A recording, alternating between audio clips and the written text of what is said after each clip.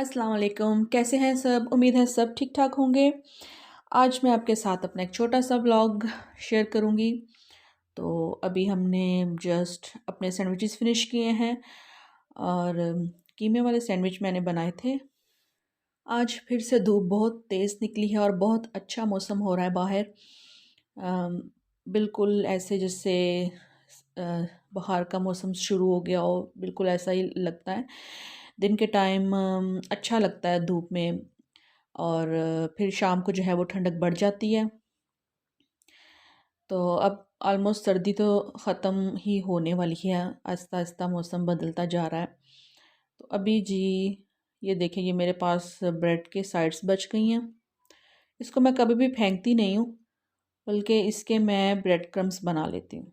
तो bread crumbs बनाने के लिए मैं कभी इनको ड्राई रोस्ट करके तवे पे या पैन में विदाउट ऑयल इसको गरम करके और फिर इसको ठंडा करने के लिए रख देती हूँ। और फिर इसके बाद इसको मैं चॉपर में या ग्राइंडर में ग्राइंड करके तो इसके ब्रेड क्रम्स बना लेती हूँ। कई दफ़ा मैं इसको ओवन में भी डाल देती हूँ।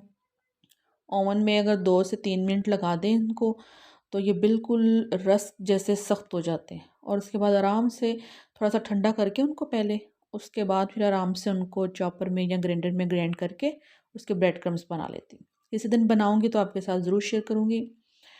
अभी तो मैं अपना सैंडविच मेकर को साफ़ कर रही हूँ। इसको मैं टिशू के साथ ही साफ़ कर लेती हूँ। देखें अच्छे से साफ़ हो गया। इसके जो कॉर्नर्स हैं ना, वो कॉटन बड्स के साथ नीट क्लीन हो जाते हैं। तो आज जो है वो मैं अभी अपने बालों की करने लगी हूँ कटिंग। कटिंग तो नहीं, ट्रिमिंग। ट्रिमिंग करूँगी मैं बालों की नीचे से, क्योंकि नीचे से बाल बहुत पतले भी हो चुके हुए हैं और दो मुँहे भी होने शुरू हो गए हैं। इससे पहले कि बाल ज़्यादा ख़राब हो जाएं तो बेहतर है कि उनकी ट्रिमिंग कर ली जाए। तो बिल्कुल स्ट्रेट पीछे से कट जाएंगे।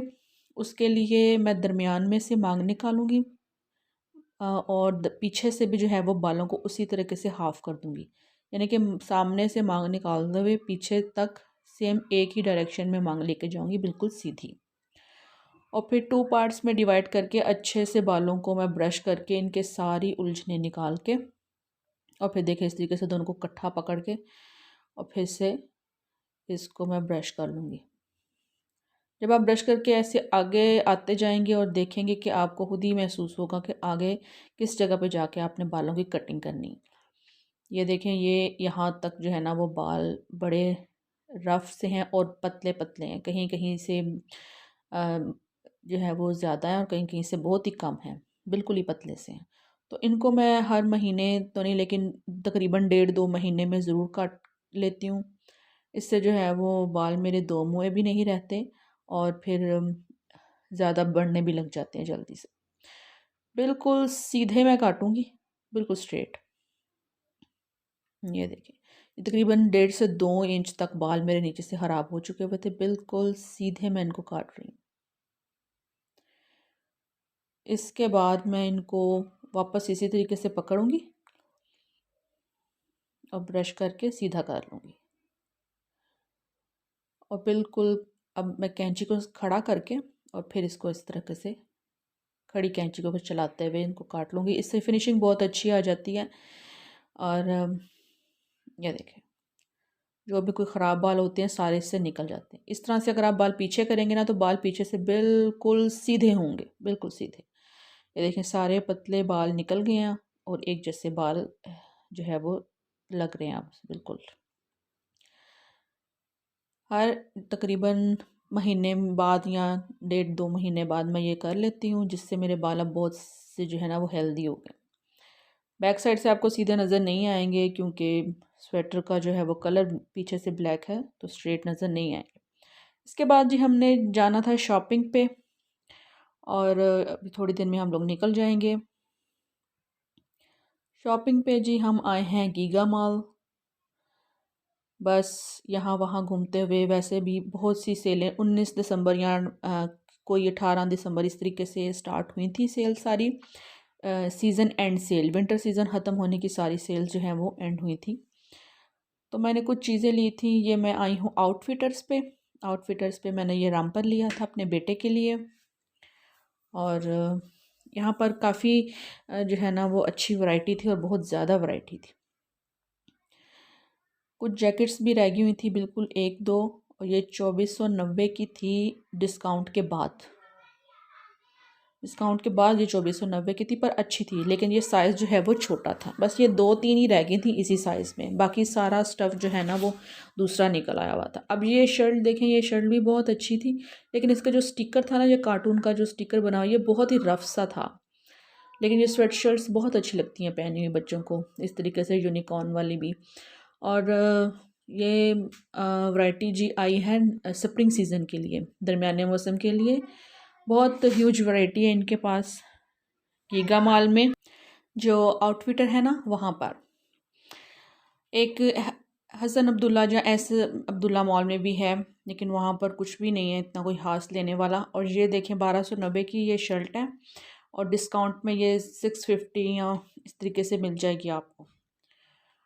और इसी तरीके से 50% डिस्काउंट पे थी ये सारी, कुछ 1490 की थी।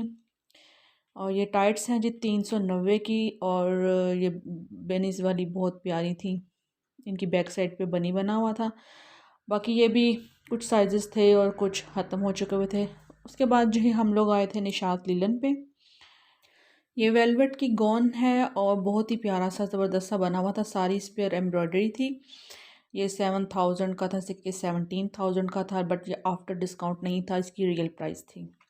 इसके बाद मुझे शॉल्स लेनी थी, शॉल्स देख रही थी तो बहुत ही ज़्यादा हाई रेट थे इन लोगों के। 4500 और इस तरीके से थे 3500 की, कोई 3200 की, बहुत हाई रेट थे इनके। लेकिन शॉल काफ़ी गर्म थी और काफ़ी जो है ना वो प्यारी भी थी देखने में भी। लेकिन फिर भी इनके बहुत ज़्यादा रेट थे। अब देखें, ये 2800 की ये शॉल थी, ये विदाउट डिस्काउंट है, ये डिस्काउंटेड प्राइसेस नहीं हैं, और ये डिस्काउंट पे थी भी नहीं। इन पर डिस्काउंट ख़त्म हो चुका हुआ था। और इनमें से दो ये वाले जो कटवर्क में थी, ये बहुत खूबसूरत लग रही थी। इसमें दो कलर थे, ब्लैक और वाइट, और एक रेड, और ये रेडिश सा वो होता है ना ईंट रंग, ये वो वाला कलर था, या फिर गाजरी कलर जिसे बोलते हैं। फ्रीडम टू बाय सेक्शन में थी जी, अभी तक सेल लगी हुई, 30% ऑफ था। इसमें भी बहुत ही प्यारे प्यारे प्रिंट्स हैं, लेकिन किसी का भी रेट जो है ना वो डिस्प्ले पे नहीं था, और उस वक़्त वहाँ पर कोई था भी नहीं कि जिससे मैं कुछ पूछ सकती। लेकिन किसी भी जो है ना वो कपड़े का रेट उस पर डिस्प्ले पे नहीं था, तो अब एक एक का रेट पूछना तो बिल्कुल ही इम्पॉसिबल हो जाता है। अभी जी हम वापस जाने लगे थे घर, और जाते जाते हमने खाड़ी पे भी चक्कर लगाया। उसके बाद पिज़्ज़ा पार्टी है जी घर में आ गए थे हम वापस। खाड़ी पे ज़्यादा टाइम नहीं लगाया, क्योंकि वहाँ पर सारा कैम्ब्रिक और लॉन का स्टफ़ आ चुका था, विंटर का उन्होंने सारा ही ख़त्म कर चुके थे।